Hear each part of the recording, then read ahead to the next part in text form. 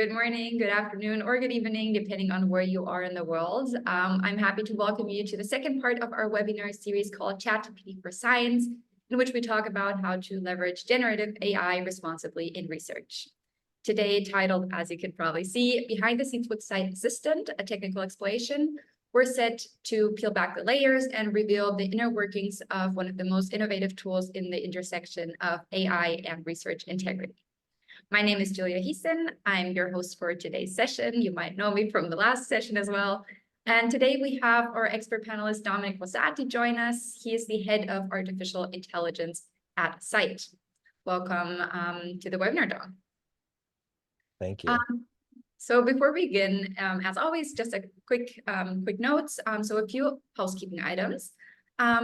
As last time, we'll have dedicated time for all of your questions. If you see on or hover over Zoom below, you'll see where it says Q&A. So you can add your questions as soon as they come up. We will have dedicated time at the end of the webinar to answer all of your questions. So feel free to add those as they come up. And then this webinar is being recorded, and I'll be sending out a link to all of you after the webinar is over, so you don't have to worry about that. Also, quick note, if you didn't join us for the first webinar of this webinar series, you don't have to worry about that.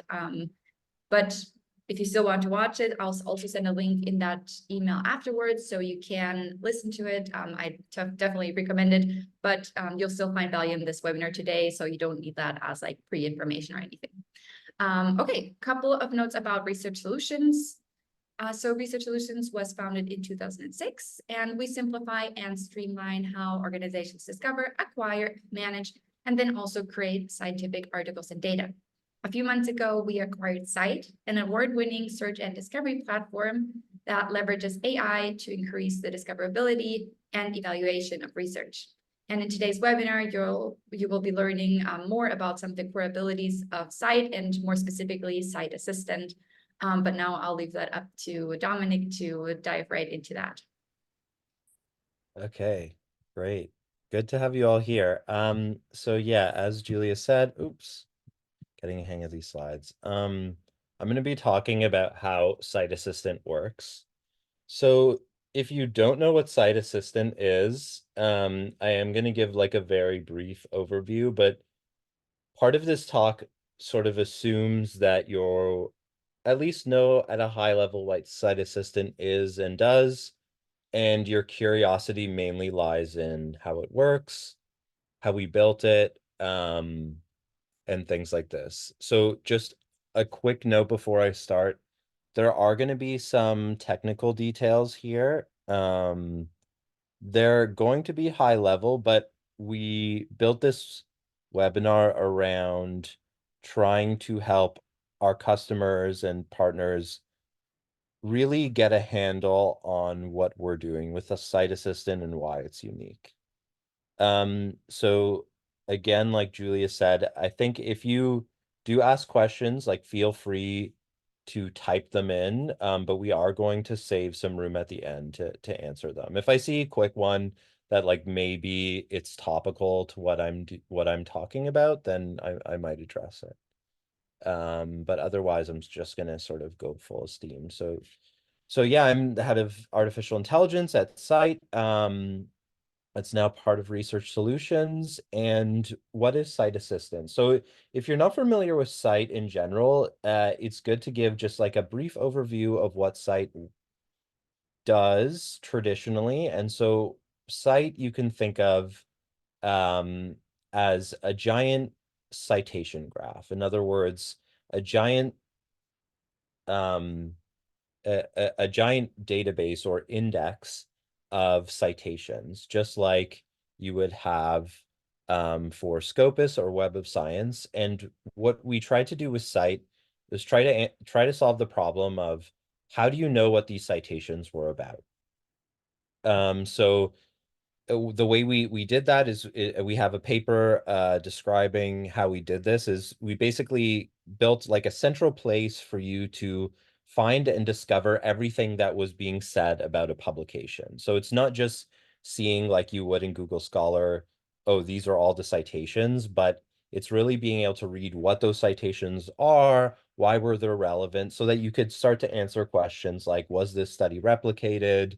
What's the quality of this study, and so on. So that's going to be the foundation that Assistant is built on. And so what Assistant is, well, luckily, I mean, we built Assistant probably 6 or 7 months before ChatGPT came out. And so it was in some ways hard to describe to people who hadn't used a generative experience what it was, but now it's sort of much easier, right? So the very high level is that Site Assistant is like a ChatGPT like experience over research. And so that's really what we're going to be talking about. So we're going to go over this kind of principles we have for developing factual assistance or factual generative experiences based on these kinds of two core types of technology used for ensuring factual and correct generative research experiences. And these are retrieval augmented generation, which I'll talk about, and fact checking and revision. So what we're going to do is once we sort of talk about these principles, we're going to look at step by step how it works. This is pretty much going to be everything we do. So, and we're quite transparent about everything. So yeah, feel free. I think someone asked a question about what AI engine we use. So yeah, questions like that are definitely welcome, and we'll answer those. Yeah, I'll answer those as we touch on them. And so if you've ever used Site Assistant, you'll see it sort of goes through this process of trying to do various tasks to help you answer your or fulfill your research task. And that's broadly what we're going to go over. So determining tools to use, search strategy formulation, ranking, credibility analysis, retrieval augmented generation, fact checking, and then finally transparency and verification processes.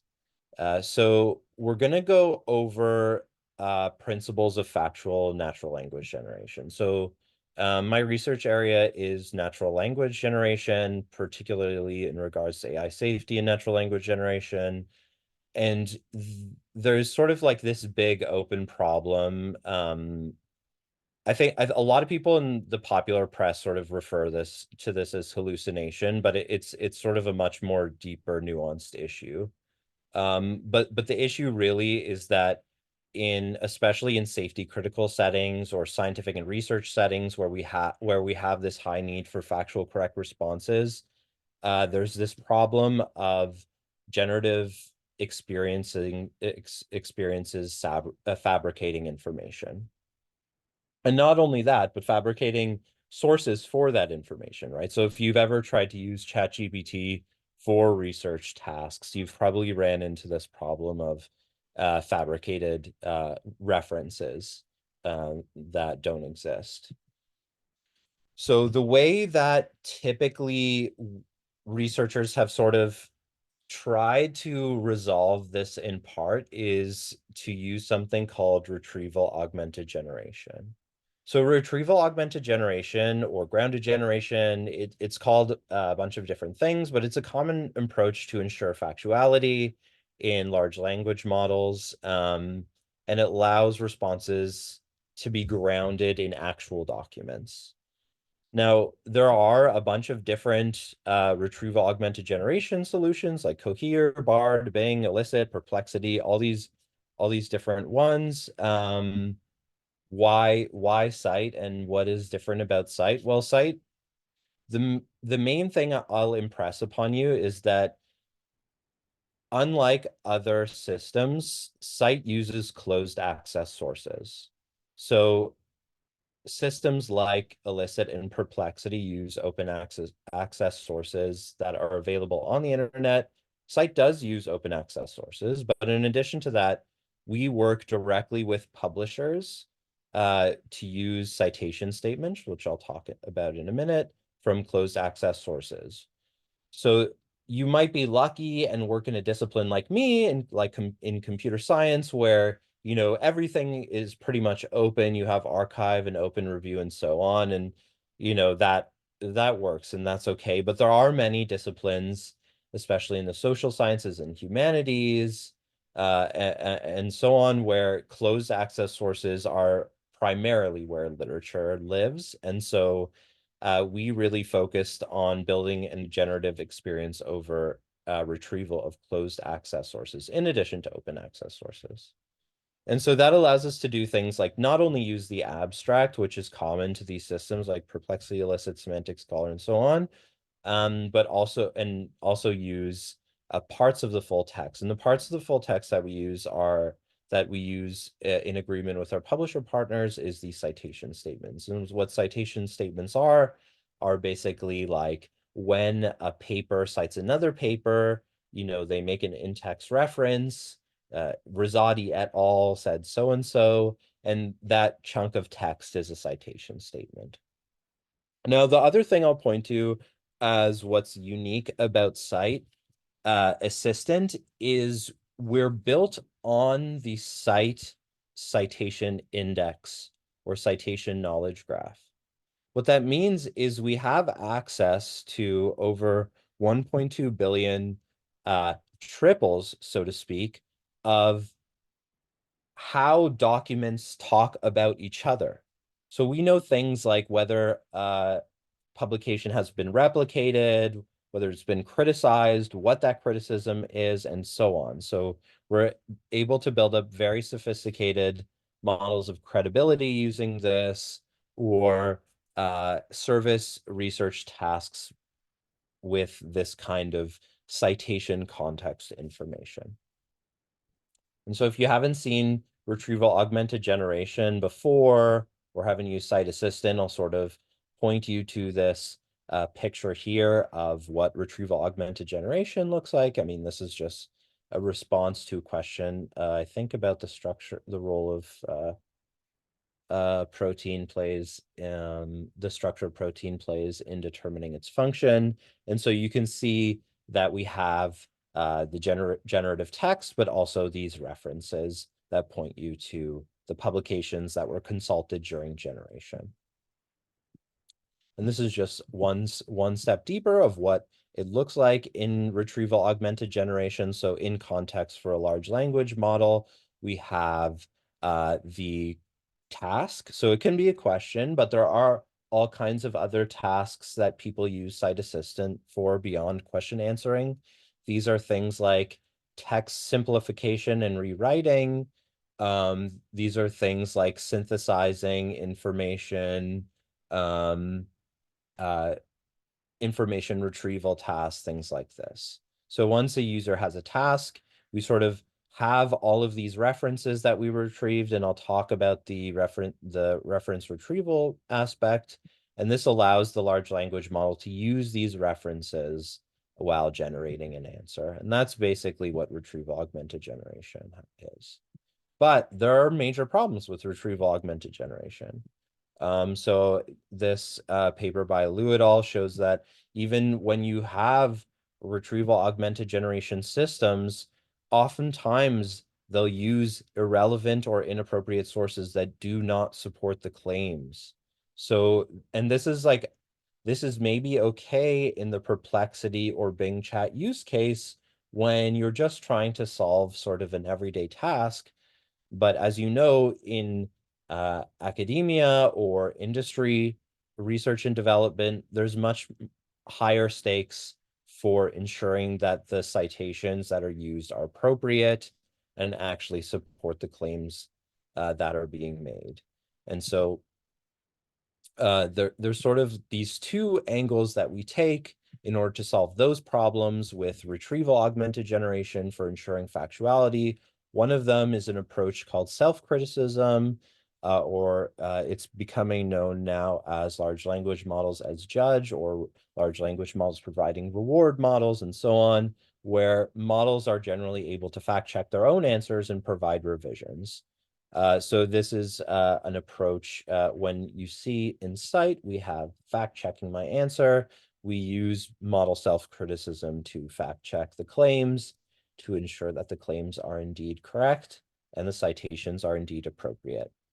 Now, on top of that, we also have a credibility analysis approach where, again, we use the cite information. So you can see here on the image on the left or right, I always get those confused. This paper has 5 supporting citations and 1 criticizing citation. And so what we do is we pull those supports and criticism, and we use that to understand whether this citation is being used appropriately. Is there other missing information that we need to use in constructing our answer, and generally assist us with fact checking and reliability analysis. So now that we sort of have these high level principles in place, we're going to talk about how Scite Assistant works step by step. And so this really does reflect how the system pipeline is constructed. And it's meant to sort of give you a peek under the hood. We're going to have our contact information if there's anything that you want to go deeper on or discuss after the webinar. You're always welcome to get in contact with us. But I hope this sort of gives at least a high level overview, enough for you to sink your teeth in understanding how Scite Assistant works. So the first thing that we need to do when we receive a user task, so in this case, like the task is, how does the structure of a protein affect its function? It's a question answering task. We have a number of Scite tools that or the Scite platform, right? We have Scite Search, we have Scite Reports, which is the citation statements and dashboards, which are user selected publications or uploaded publications. And so we use a decision-making procedure basically to collect together the tools that we'll use. And this allows us to access different parts of the Scite platform to retrieve documents. There's also many cases of where you might want to use Scite with no references. So for instance, text simplification might be something that you don't need external references, but you still want to use Scite Assistant to do text simplification or rewriting. Say you had like an abstract or a paper that you wanted to produce some kind of blog post out of, or some kind of simplified version for a grant. You could do that with Scite as well. And so once, if it is a task that requires search, there's this search strategy formulation aspect where this again is going to be a little bit of a high level because there is a lot that goes into search strategy formulation. But the idea is that you know, if you paste in a paper and say find citations for this, you can't simply put that into a search engine. Even if you have a simple query, like the example, or well, an example here, relationship between aspirin and hair loss, it's probably quite instinctual for you that you don't even realize. But this isn't really like when you formulate a query in an academic literature database, you don't really sort of like put in the natural language query, the relationship between aspirin and hair loss. You sort of translate into a query or Boolean search and so on. And so this is what we do. We have a search strategy formulation piece that allows us to formulate a search strategy. And you can see sort of in Scite Assistant as the search strategy will be formulated, and you can go inspect those searches. We also do provide like a bunch of different settings that allows you to customize that search strategy, which you can play around with as well. But yeah, the end result is generating a search strategy for retrieving different documents that might assist with your task. So in this case, assist with question answering. One of the problems, though, and this goes back to the problems with retrieval augmented generation in general, is that large language models are very sensitive to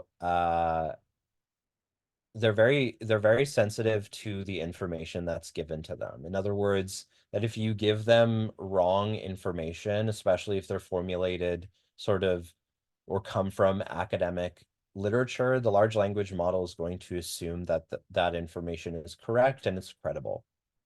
This is a problem because, again, like not all information is correct and credible, especially not all information that's published in academic journals. And so we do spend a lot of time on ranking credibility analysis. I mean, the first most obvious thing is we do use Elasticsearch, so BM25 or lexical match based search for retrieving the citation statements and abstracts and titles and so on. Mostly this is due to the massive corpus of citation statements that we have to retrieve over, where vector search or semantic search would be intractable. But once we do retrieve those sources, we do processes them again and rank them for relevance using a cross encoder. So we do have our own ranking model that ranks these again within the scientific domain to understand whether the content we've retrieved answers your question or fulfills your task in some way. Some other re-ranking signals that we use are recency, citation count, supporting citations, contrasting citations. Some things are not listed here, but things like predatory journals. We have our own sort of impact factor measure called the scite index, which we also use, which is also an important part of how we select sources. And so, yeah, you can see, again, if when you use Scite Assistant, you can see sort of the ranking procedure that happens, and you'll be able to see the documents, the difference between the documents that were retrieved for search and the ones that are going to be used for retrieval augmented generation. And so here's retrieval augmented generation. I think this answers one of the questions, which is what AI engine do you use for Scite Assistant? I mean, we use quite a variety of different models depending on the different use case. A GPT 3.5 Turbo, the newest one, is kind of our default for many tasks, where Claude 2 is a sort of like our main fallback. We have used a bunch of different models in the past. I mean, interestingly, I think a lot of people sometimes ask us, like, why don't you use GPT-4? I don't think I show the results on this slide, but actually GPT-4 is much worse for research tasks than GPT 3.5. There's a lot of reasons why that is. But generally GPT-4 is worse quality in this domain, which is why we don't use it.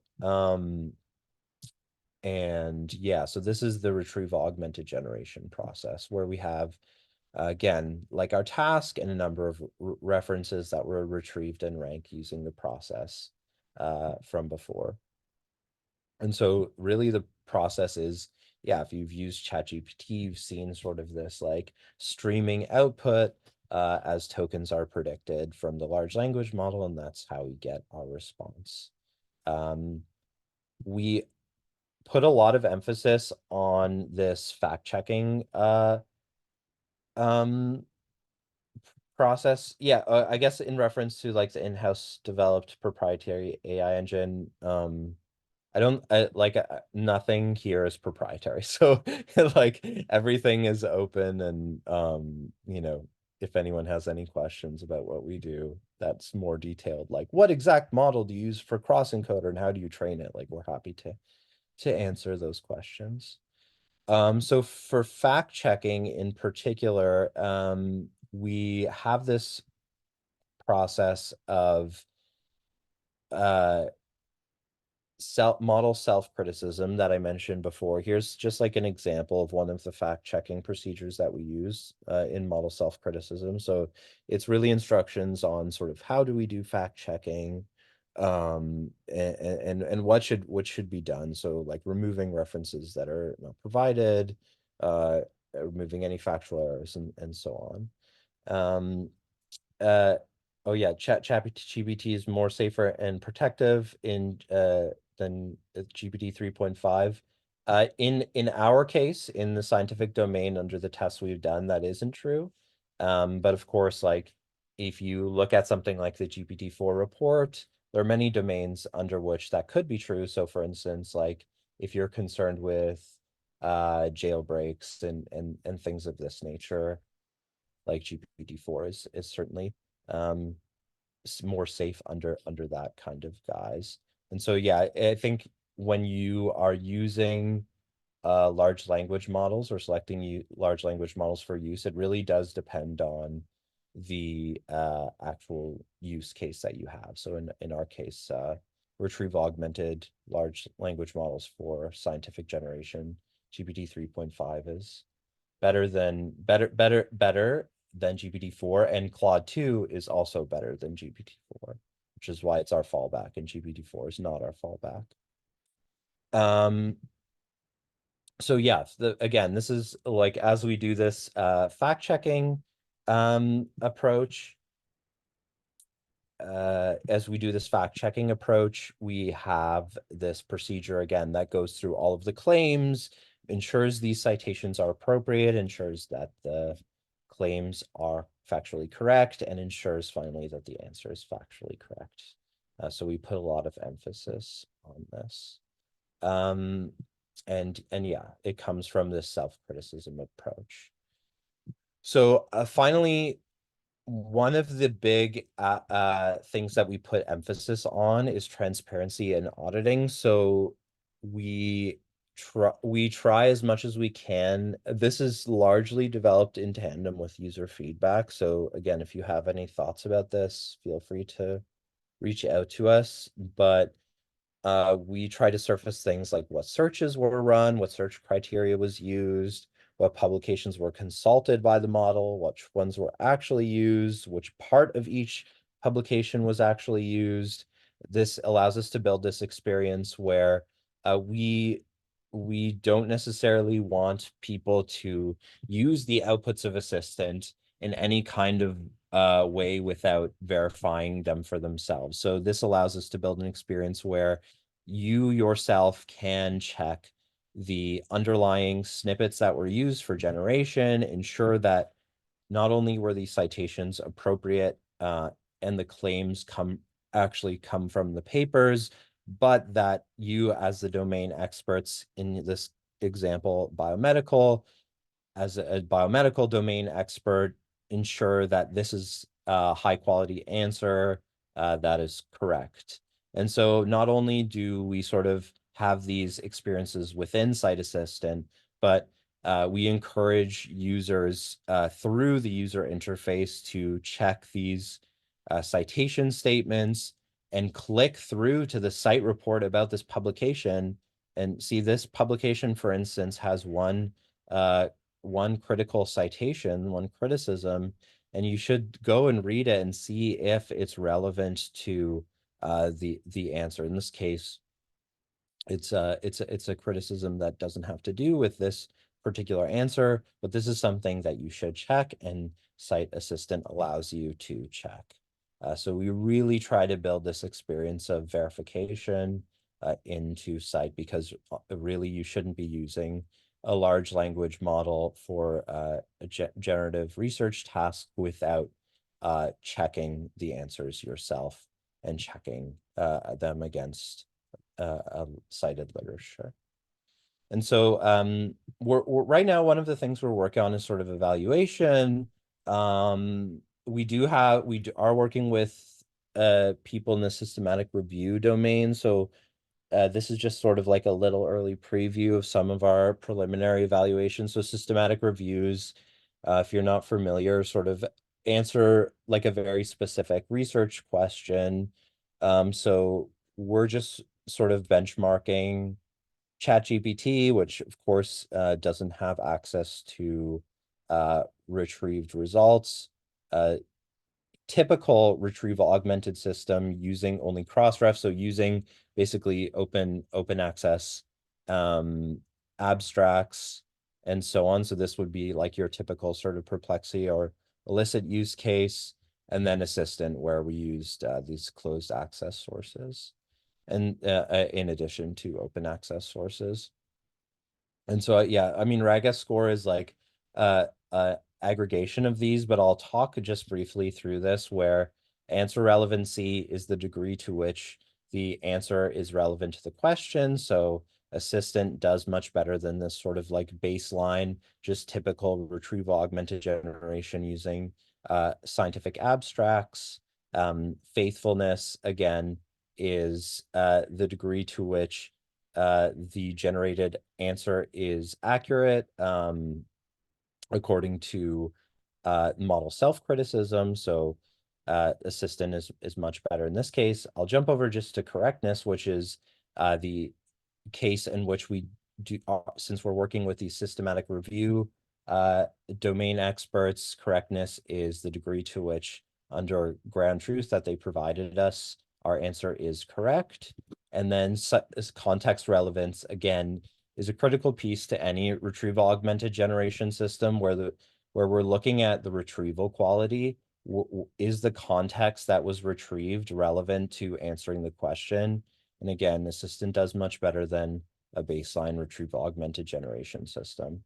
I mean, in some way, like the evaluation against ChatGPT without sort of browsing or something is in some ways an unfair evaluation, but it just gives you sort of a sense of where things are benchmarked relatively. I won't sort of go into more of our qualitative analysis of our system yet, but this is just to, or at all in this talk, but this is just to go over, like, illustrate to you what these questions are from systematic reviews. So like, how does multiple sclerosis, I can't say that, sclerosis lead to loss of motor function? Yeah, so Scite Assistant again is still in beta. We're like still actively very much working on it. One thing is evaluation, better auditing. Those are things I mentioned, but I think like one of the things on our roadmap that we're hoping to come soon is much longer document length answers. And again, like feedback is totally welcome. I think hi@scite.ai is probably the best place to provide feedback where we can answer your questions. But I think we do, yeah, we have lots of time if you want to answer ask questions here. I'm gonna just hand it off briefly to Julia just to talk through sort of the end, and then we can like go over the questions that are given. Yes, awesome. Thank you so much, Dom, and everybody for yeah, adding all of your questions. It's always my favorite part of the webinars. Before we do so, just quick note here on next steps. So if you like what you saw, you want a more personalized, in-depth demo, you want to invite some people from your company on the call, I'm adding a link in the chat right now, so you can head over there and then you'll see kind of like the question of what product you're interested in. You can select scite, and then we'd be happy to jump on a separate call with you. Or of course, as Tom said, we have 30 minutes right now to get all questions answered. If we need the time, if you don't, that's all right as well. So don't be shy on questions. Yeah, we'd be happy to dive right into them now. Yeah. Okay. Yeah. So yeah, I should have been reading them while you were talking. I use cytosist laws as well as illicit in my experience. Just say people read text according to I was intrigued.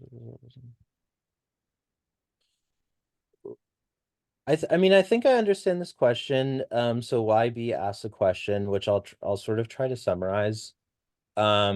Which is it's actually like it's a bigger question, which is this idea of primary versus secondary sources. So if you're not familiar with this kind of like basic thing you would have been taught in university about citing literature, is that a secondary source, like a review or survey article, summarizes research that's been done, but the best practice, or what you should be doing when you're citing some claim, is cite the actual primary source where this information came from.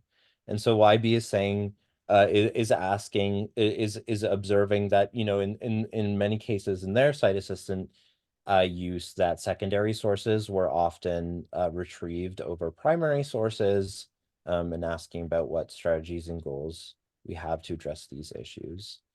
And I think there's like a few. I mean, the primary source problem is particularly an issue, and in some ways, this gets back to a question you asked a little bit later on by Jeff, which is what's the implication of using citation statements? So citation statements often are about reporting what another paper did.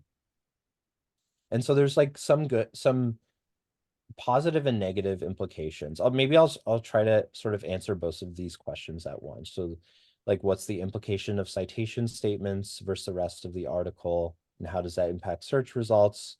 And sort of the primary source problem, because they're very much tied together. So because of the nature of how citation statements are structured, the con is that we will often retrieve material that is of kind of a secondary source nature, which is like author paper A reported this thing. One strategy, but the pro is that allows us to do citation statements, citation chaining, which means that if there's a citation statement, I didn't sort of talk about this because it's a more complex part of our retrieval system, but if there's sort of a reference being used as a primary source, we actually incorporate that primary source document into the search results. So that's one strategy that we try to address the issue. The other, I think the other way we're trying to address this issue, the primary source problem, is really trying to focus on a cluster of issues around relevancy that we've sort of noticed in Scite Assistant that we'd like to address, where typical relevancy models, so like, yeah, semantic or lexical search, they're very much focused on retrieving material that's most similar to basically the words that you're using in your prompt, right? And this is, I think, in an academic setting, not always the kind of relevancy model that we use. So there's like other latent or underlying relevancy models we use. So as like a domain expert in computer science, I'm using all the time these models of recent papers, right? Because that's like a very important thing in my discipline. So like, what is the most recent way this problem was addressed, or what are the most recent results? So I'm using this underlying model of sort of like the most recent papers. But in other domains, there might be sort of like canonical papers or classic papers or things of this nature. So one of the big kind of ways we're trying to address the primary source problem is really focus on new models of relevancy, which we're doing by collecting feedback from users and training better ranking models. So I think that answers like YB's question. And then just to follow up again, to fully flesh out Jeff's question about the impact on, I forget where it is. Yeah. The impact on of using, or this implications of using citation statements. I think in some senses, like, there are many cases in which using a full text would be preferred, but there are all kinds of legal reasons and practical reasons why full text is really difficult to use. So yeah, full text is definitely sort of the most ideal, and that would get a much higher, I think, precision way of retrieving documents for answering these questions. But yeah, citation statements is our main approach. So I think and to our knowledge at all, does Perplexity or Elicit use paywall sources at all? No, they do not. Okay, so let me go back here. My experience is that ChatGPT 3.5 is better for research literature reviews. Why do I think that's the case? I mean, yeah, I think Claude 3 is really impressive. I think this new next generation of like Claude 3, GPT-5, and like the open source models that have been released so far, like Cohere just released an incredible sort of RAG model. I think they're all going to be better than GPT 3.5. GPT-4, I think, is probably worse for research and tasks because it uses something called a mixture of experts approach, which means that the knowledge that, I mean, this is sort of a very hand wavy way to describe this, but the knowledge that is within GPT-4 is way less cohesive than it is in GPT 3.5, which is like a monolithic model. So the routing that sort of so GPT-4 is like a mixture of 8 different models, all trained on subsets of corpora. And one of those, it's not like one of those models was trained specifically for you know, in the research and literature domain. If it was, GPT-4 probably would be better, but it wasn't. So like a lot of, because of this distributed nature of knowledge within GPT-4, that's probably my best, like very speculative guess about why it's does worse in our domain, but certainly that's like our both our qualitative, our user feedback, and our quantitative observations about GPT-4. So I hope that answers your question. Yeah, Julie, I hope it's okay. I'm just like sort of reading these and Oh, answering do them. your thing.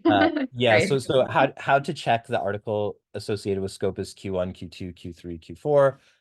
Yeah, I mean the simple answer to this is just that you need to like, Scopus is a proprietary citation index.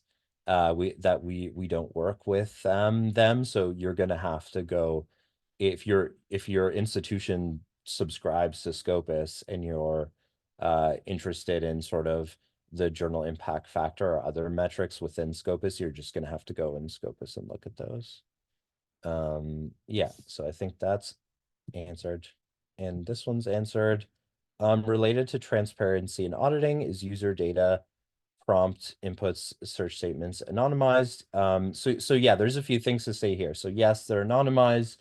One of the things that we do when we work with large language models providers is we opt out of all any kind of retention of data or data collection that's being used for a content. This is like particularly important because we work with publishers and so on. So there isn't sort of like third-party retention of data and things of this nature. I think there's like this maybe misconception or in my opinion, like misplaced concern with uh when you're sort of like working on research and you're worried like, oh, you know, someone might use my research that isn't published or that's like copyrighted to me, or in an industrial use case, there's like a lot of sort of privacy concerns, especially when something has like a commercial application. But like a as a developer of large language model technologies, like that isn't really a thing that could happen. Um, Even in like, say, the extreme case, which is not something we allow, but say there's this, I mean, just take the ChatGPT case where you're like worried, oh, OpenAI is like going to use our like our proprietary inputs that we've put in that have like secrets, like that's not something that's being done or anybody's talking about doing or is going to happen. So yeah, I think that's like pretty far-fetched. There's this other like concern, I think, too, that sometimes comes up because we serve students a lot around plagiarism, where they're like, oh, if I use your system, then like it feeds into some kind of plagiarism detection tool, which also isn't the case. Um, yeah, so okay, so I think that answers that question. So if I got it right, first finds references that are relevant, ranks them, feeds them to GPT-4 or GPT or others in order to generate a response. Is that the flow? Yeah, that's the flow. I think the only other sort of like additional piece to that from a technical system perspective is like the fact checking and revision pieces, and then the more product facing thing is the verifiability and transparency aspect. Okay, so bigger question I'm trying to ask is whether you feel that for a given article, full text is really reflected in search results. The citation statement is better than abstracts alone. I'm wondering how we should think about whether cite is reflecting full text or really just parts of it. I mean, it's certainly definitely just really just parts of the full text, right? So I mean, specifically for paywalled resources, but also for closed or for open access resources as well, where we only use the citation statement. So I mean, I think it is very fair. I think what like one of our initiatives for evaluation is really to dig into the difference between these three ways of accessing materials, so like abstract alone, full text, and citation statements, and to see yeah, to get really a sense of quantitatively like what that impact is across these measures like relevancy and correctness and so on. We like don't have an answer for that, but I mean I think the intuition is probably correct that full text is really the priority, and we sort of don't or shouldn't be saying that like we use full text at all, because it really is just parts of the text. So a good example where like a task where cite wouldn't work for you, where you'd need a full text, is something like like work related to grant acknowledgement, where there's often like an acknowledgement section.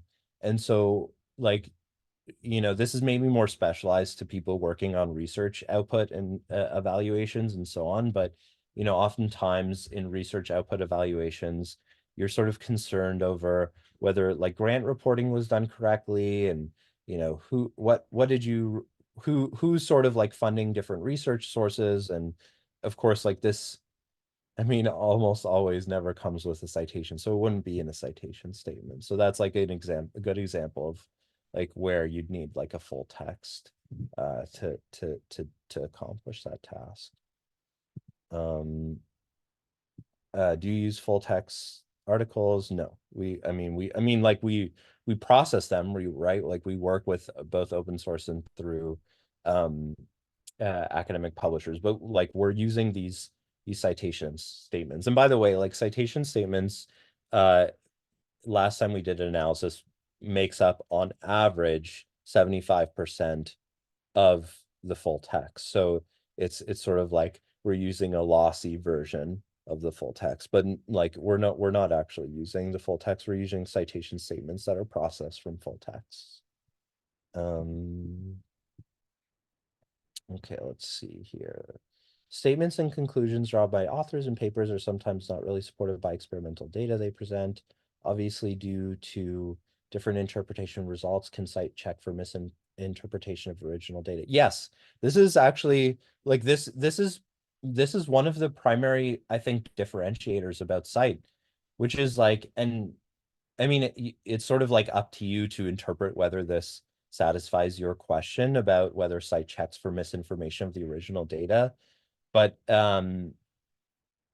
cite is very much takes like a community social perspective on science. And by what I mean by that is like when we look at it, when we look to make a citation, make a reference in Cite Assistant, we're looking at the criticisms of the paper. So in the cases where and we have all of that, right? We have all of that through cites like knowledge graph and citation index. So when we look at that information, if other authors have identified misinterpretations, or the fact that like say something's like statistically underpowered or the wrong statistical test was used, like that'll be surfaced in citation statements about the paper. And so those interpretations will be factored into how Cite Assistant gives a response. Now, that is very much like a citation graph perspective.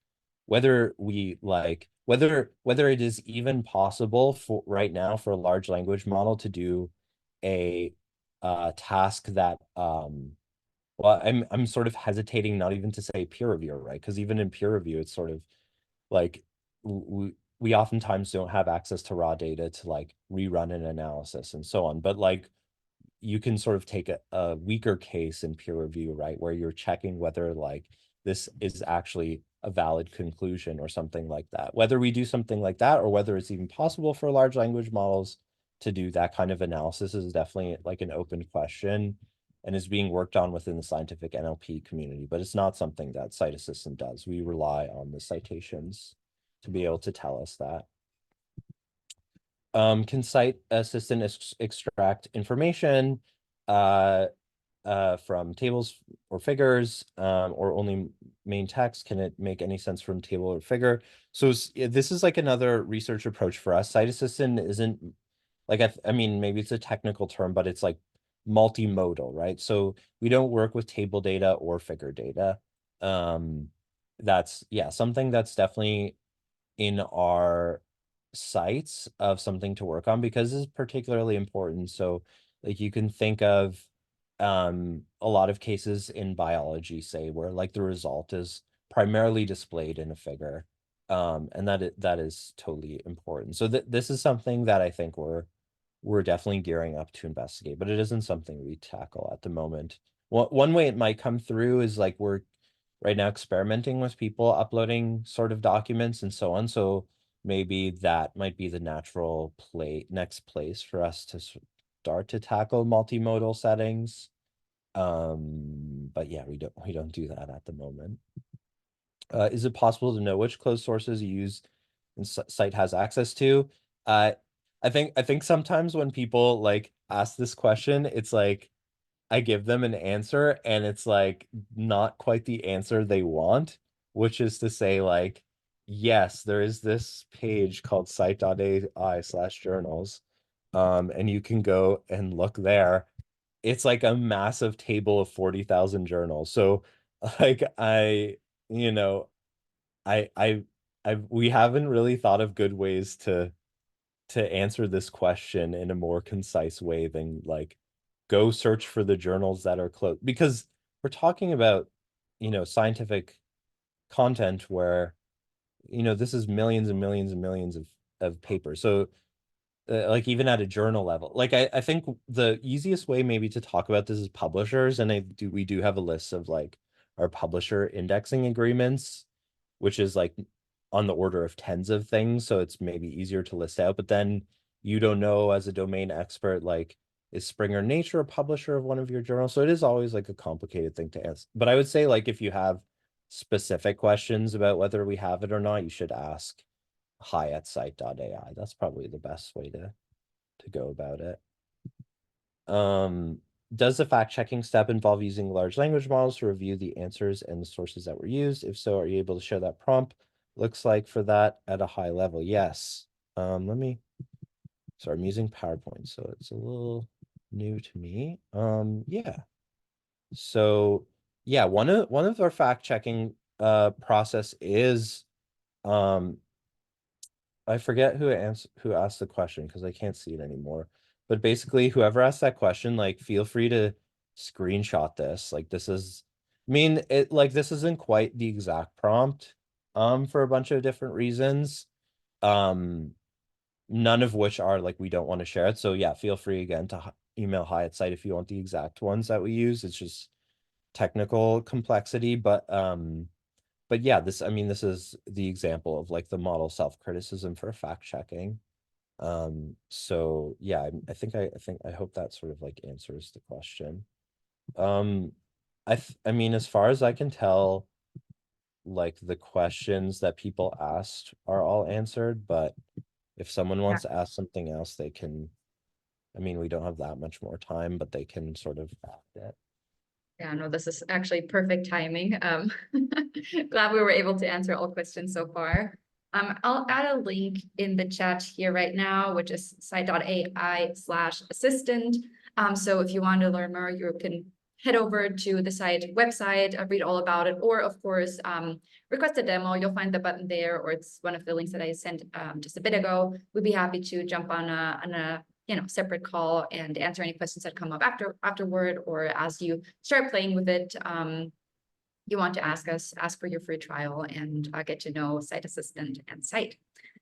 Well, thank you so much, everybody, for joining us. If you joined both of the webinars, even better. If you joined one, that's awesome. Thank you so much, Dom, for this extremely insightful session and webinar. And yeah, hope to see you on the next webinar, everyone. And if we don't, you'll be receiving an email with the recording if you want to rewatch any part of this. Cool. Thanks, everybody. Bye. Bye-bye.